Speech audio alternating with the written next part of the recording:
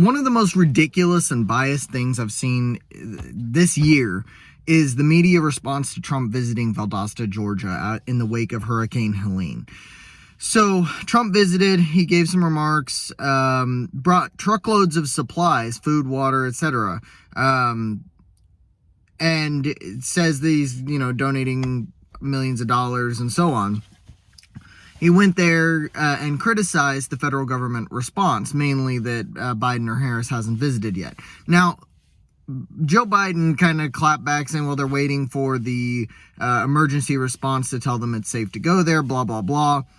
And opponents of Trump have, jumped on that train, said he's there, blocking access for emergency vehicles, which is mind-blowingly stupid when you consider the fact that Trump went to Valdosta specifically because it's far enough away from the epicenter of the damage that it's not going to impact the emergency response. That's why he went to Valdosta instead of somewhere closer where there was more damage. That was 100% the point. In fact, they even said that on TV yesterday.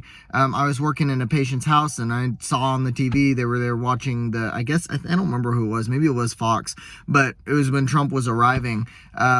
They were talking about it, and they said, yeah, he's here in Valdosta because they're trying not to get too close to where all that is, but they brought in truckloads of supplies to help people out. Now, a very important part of why Trump is there is, to have his presence there saying, we're thinking of you.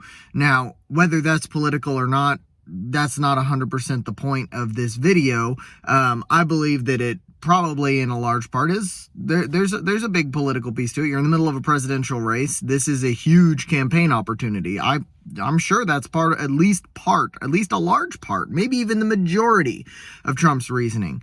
But maybe he really does care. I don't know. The optics are just very good for him. Meanwhile, he criticized the White House response and the fact that Biden and Harris haven't been down there. Well, they're saying, well, we don't want to get in the way of emergency vehicles. They could have done kind of what he did and gone out to, Valdosta. Harris could have made a 30-second video, for crying out loud. They didn't. She hasn't responded in any way other than to post a picture that a lot of people claim is staged of her signing something, which I'm not sure what she'd be signing as the vice president. But saying she was briefed by the head person over at FEMA. Well, maybe she was, but it looks really bad that she hasn't been down there. It does. And now the Trump campaign, I've linked an article in the description. The Trump campaign said that they're wanting to go to North Carolina to visit, but they're waiting until things are more cleared out because things seem to be hit a little harder there. So they're going to try not to get in the way of emergency response there. But once again, the reason that they stopped in Valdosta instead of getting closer to where there was more damage is exactly for that reason. But what I want you to do, and like I said, I've linked an article in the description. It's the USA Today article because that was the only neutral article that I could find, even somewhat neutral, which is crazy. All the other articles are some variant of Trump makes hurricane aftermath political as he makes false claims. It's like, you are the news, you are a reporter. Report that Trump went there, report what Trump said, but you're poisoning the well, you're making a value judgment on what he said, and you're telling people what to think. That's not your job. You're supposed to give the facts and then let people make that determination for themselves.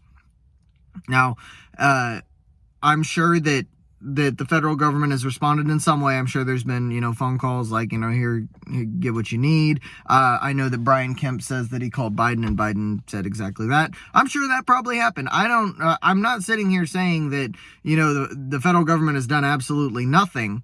What I am saying is that Kamala Harris could not be bothered to make a short video just, talking about it. She couldn't be bothered to do anything except make this one post online. And I think that, Trump's presence there is going to net him a large uptick in those two battleground states, North Carolina and Georgia. And he is definitely going to wait and jump into North Carolina as soon as it seems safe to do so. This is going to be very good for Donald Trump. I can't see Kamala Harris gaining anything out of being not present. And it looks bad. It looks really bad. She should have gone somewhere in the state. It doesn't have to be in the middle of where the damage is. Go to somewhere in the state and start sending resources.